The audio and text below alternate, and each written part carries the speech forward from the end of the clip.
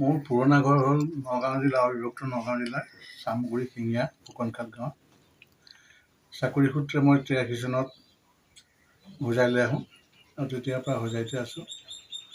হোজাই চহৰ নিম্ন বুনিয়াদী বিদ্যালয়ৰ প্ৰধান শিক্ষক হিচাপে মই অৱসৰ গ্ৰহণ কৰোঁ আৰু প্ৰায় 85 চনমানৰ পৰাই 84-85 চনমানৰ পৰাই মই সাহিত্য সভাৰ লগত জড়িত হৈ আছোঁ।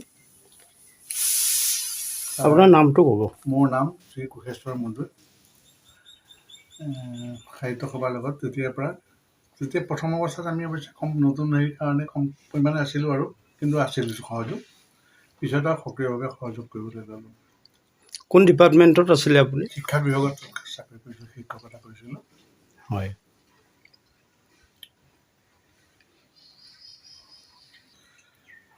সাহিত্য জগতত মই 84-85 চনমানৰ পৰাই 1984-85 চনমানৰ পৰা জড়িত। কিন্তু বিশেষভাৱে আমি প্ৰায় 90 দশকত তেতিয়াৰ পৰা বৰ বেছি ওতঃপ্ৰোতভাৱে জড়িত হ'বলৈ ল'লোঁ। যেতিয়া আমাৰ সহযোগীসকলে ইয়াত হোজাইত আমাৰ অসমীয়া ভাষাৰ মানুহ মানে জন্মসূত্ৰে অসমীয়া মানুহ, চলোৱা অসমীয়া মানুহ নিজেই ক'ম। সেইকাৰণে আমি সকলোৱে আমাৰ যাতে অনুষ্ঠানটো টনকীয়াল হয় সকলোৰে চেষ্টা কৰি পেলাই আমি আগবাঢ়ি গৈছিলোঁ। এই সাহিত্য জগতত থাকি পেলাই কি ৰাজহুৱা কাম কৰি গৈছিল বাৰু? ৰাজহুৱা কাম মানে আমি সাহিত্যৰ লগত উপৰিও কৰ্মচাৰী পৰিষদৰ লগত জড়িত আছিলোঁ। সদৌ অসম কৰ্মচাৰী পৰিষদৰ মই হোজাই শাখাৰ সভাপতিও আছিলোঁ, হোজাই জিলাৰ উপসভাপতিও আছিলোঁ। তাৰ উপৰি আমাৰ নামঘৰ আছে, নতুন বজাৰ প্ৰথমতে নতুন বজাৰ নামঘৰত আছিলোঁ। তাৰপিছত আমাৰ শিৱবাৰীত যিটো নামঘৰ আছে এই নামঘৰটোত আমি তেতিয়াৰ পৰাই 83 চনৰ পৰাই মই অহাৰ পৰা সম্পূৰ্ণ জড়িত আছোঁ। ভাওনা পাতোঁ, ৰাস পাতোঁ, নাম কীৰ্তনলৈ আমি যাওঁ আজৰি পৰত।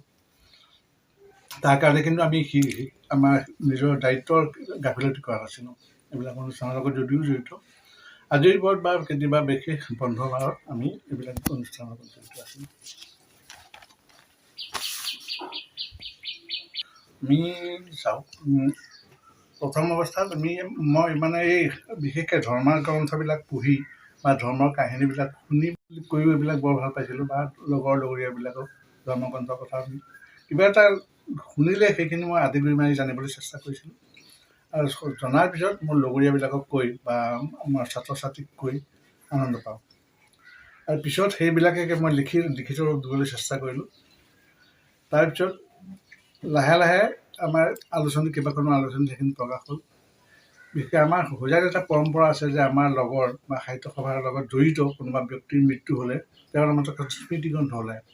সেই স্মৃতিগ্ৰন্থবিলাকত আমাৰ লিখা হয়, আমাৰ প্ৰতিজন সাহিত্য সভাৰ প্ৰতিজন সদস্য প্ৰায় লিখে। তাৰপিছত ৰামায়ণ, মহাভাৰত, কীৰ্তন ঘোষা, ভাগৱত এইবিলাকো আমি অধ্যয়ন কৰাৰ এটা প্ৰয়াস কৰোঁ। তাৰ পৰা যিখিনি কথা পাওঁ সেইখিনি কথা মই লিপিবদ্ধ কৰোঁ।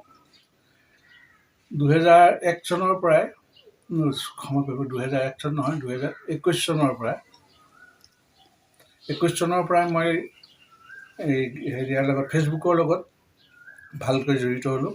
21 চনত মই এই লিখাবিলাক প্ৰকাশ কৰিবলৈ ল'লোঁ। প্ৰকাশ কৰাৰ পিছত গোটেই অসমৰ মানুহে যিখিনিয়ে এইবোৰ এনেকুৱা ধৰণৰ সাহিত্যবিলাক ভাল পায় তেওঁলোকে অনুৰোধ কৰে যে আপুনি এইখিনি গ্ৰন্থাগাৰ প্ৰকাশ কৰক। গ্ৰন্থাগাৰ প্ৰকাশ কৰিবলৈ আমি পঢ়ি ভাল পাইছোঁ, আমাৰ সুবিধা হ'ব, আপোনাৰো হেৰি হ'ব। মই ভাবিলোঁ যে এইখিনি তেতিয়া স্থায়ী হৈ যাব, লিখিত ৰূপ দিলে স্থায়ী হৈ যাব। তেতিয়াৰ পৰা মই লিখা আৰম্ভ কৰিলোঁ। লিখাখিনি মই ফেচবুকতে আবদ্ধ আছিলোঁ। পিছত যেতিয়া বহুতে অনুৰোধ কৰিলে বা মোৰ প্ৰাক্তন ছাত্ৰ ছাত্ৰী বা মোৰ সহযোগী সাহিত্য সভাৰ মানুহখিনি তেতিয়া ক'লে যে আপুনি সেইখিনি লিখক, লিখাৰ হেৰি হ'লে ভৱিষ্যতে আপোনাৰ এইটো থাকি যাব স্থায়ীভাৱে। তেতিয়াৰ পৰা লিখিবলৈ ল'লোঁ। ইতিমধ্যে মই 2025ত 4খন গ্ৰন্থ প্ৰকাশ কৰিছোঁ। 1 নম্বৰ আছিলে মহাভাৰতৰ আভাস, 2 নম্বৰ ৰামায়ণৰ ৰেঙনি, 3 নম্বৰ আছিলে গুৰুবন্ধন, 4 নম্বৰ গুৰু শিষ্য, গুণমুগ্ধ আৰু অন্যান্য। এই 4খন যোৱাবাৰ প্ৰকাশ কৰিছিল 2025। এই বছৰ আকৌ সেই উৎসাহটো পাই এইবাৰ মই আকৌ 3খন গ্ৰন্থ লিখিছোঁ। এখন হ'ল মাধৱদেৱৰ নামত সেইখন দিয়া হৈছে, নাম দিয়া হৈছে গুৰু ৰত্নাকৰ। তাৰপিছত ভাৰতৰ যিখিনি মনীষী সেই ভাৰতৰ আন এটা নাম জম্বুদ্বীপ, গতিকে নামটো দিয়া হৈছে জম্বুদ্বীপৰ মনীষী। আৰু আমাৰ ভাৰতৰ যিখিনি ভাৰত তথা অসমত শংকৰদেৱৰ বিশেষকৈ ধৰ্ম প্ৰচাৰৰ ক্ষেত্ৰত যিখিনি ঠাই জড়িত, তাৰ গোটেইখিনি লিখাটো আৰু সম্ভৱ নহয়, বা ইমান ডাঙৰ এখন গ্ৰন্থ প্ৰকাশ কৰিবলৈ হ'লে মানুহে কিনিবলৈও টান পাব বা পঢ়িবলৈও অসুবিধা পাব। আমাৰ প্ৰকাশ কৰাৰ ক্ষেত্ৰত বহুত অৰ্থৰ প্ৰয়োজন হয়। সেইকাৰণে চমুকৈ পুণ্যভূমি অসম বুলি এখন গ্ৰন্থ প্ৰকাশ কৰিছোঁ। সেইখনত প্ৰায় 18-24টামান হেৰিখন প্ৰকাশ হৈছে। হেৰিয়াত ভাৰতবৰ্ষখনত 40-45জনমান মনীষীৰ বিষয়ে লিখা হৈছে। আৰু মাধৱদেৱৰ ওপৰত যথেষ্টখিনি লিখিবলৈ চেষ্টা কৰিছোঁ, কিন্তু গোটেইখিনি লিখাটো সম্ভৱ নহয়, আৰু লিখিলেও বহুতো অসুবিধা আহে। সেইকাৰণে চমুকৈ কৰা হৈছে। দেখা গৈছে যে প্ৰায়বিলাক মানুহে কিতাপখন আদি হৈছে। আৰু লিখা মেলা ক্ষেত্ৰত আপোনাৰ সহধৰ্মিনীৰ লগতে পুত্ৰ বোৱাৰী কেনেধৰণে আপোনাক প্ৰেৰণা যোগাইছিল? লিখাৰ ক্ষেত্ৰত প্ৰথমতে তেওঁলোকে ভবা নাছিল যে মই এইবিলাক এনেকৈ লিখিম বা হেৰি কৰিম। তেওঁলোকে দেখে আৰু মোবাইলত কিবা লিখি আছে, লিখি থাকে। অৱসৰ মানুহকে আৰু লোকৰবিলাকেও কৈ আপুনি ঘৰত বহি গ'লে আপোনাৰ কিবা অসুবিধা হ'ব, বা আপুনি কথাবিলাক পাহৰি যাব, গতিকে আপুনি সাহিত্য লগতে জড়িত হৈ থাকক আৰু এইবিলাকো লিখা মেলা কৰি থাকিলে ভাল লাগিব। যেতিয়া কিতাপকেইখন প্ৰকাশ হ'ল, তেতিয়া তেওঁলোকে গম পালে যে মই কিতাপ লিখাৰ এটা প্ৰচেষ্টা চলাই আছোঁ। তেওঁলোকক কিন্তু মই আগতে কোৱা নাছিলোঁ যে মই কিতাপ লিখিম।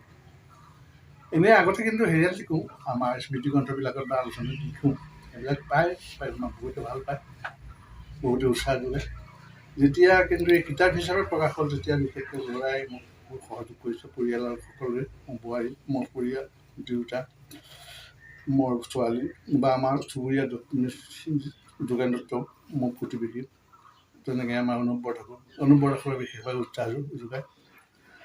তেনেকৈ সকলোৰে উৎসাহ আৰু সহযোগিতা পায়, প্ৰেৰণা পায় মই কামত আগবাঢ়ি গৈছোঁ। ভৱিষ্যতে আৰু এনেকৈ লিখিব পাৰিম বুলি আশা ৰাখিছোঁ। ভৱিষ্যতলৈ আৰু কি পৰিকল্পনা কৰাৰ লগতে এই ক্ষেত্ৰত নৱপ্ৰজন্মক কি বাৰ্তা দিব? আমি ভাবোঁ, আমি পুৰণা মানুহ, এতিয়া আমাৰ বয়স প্ৰায় 70 দশক পাৰ হৈ গ'ল।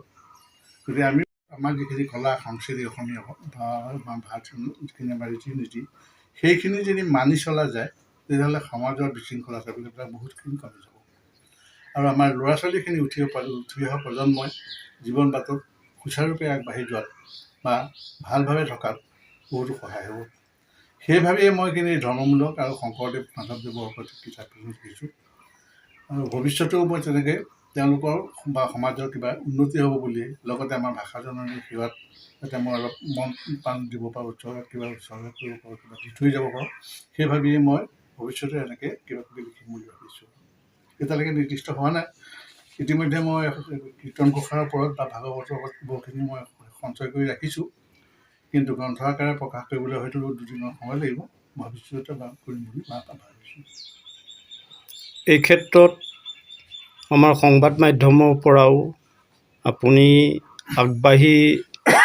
ভৱিষ্যতলৈ আগবাঢ়ি যাব বুলি, যোৱাৰ ক্ষেত্ৰত আমিও আপোনাক ধন্যবাদ জ্ঞাপন কৰিছোঁ।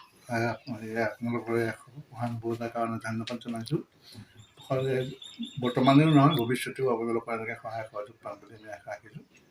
আমাৰ কেইবাজনো প্ৰাক্তন ছাত্ৰ তেনেকৈ সংবাদৰ লগত জড়িত হৈ আছে। তেওঁলোকেও যেনে উৎসাহ যোগায়। আপোনাৰ পৰাও এই উদগনিমূলক কথা শুনি মই ভাল পাইছোঁ। ভৱিষ্যতে নিশ্চয় আগবাঢ়ি গৈ ভাষা জননী সেৱা কৰিব পাৰিম বুলি আশা ৰাখিছোঁ।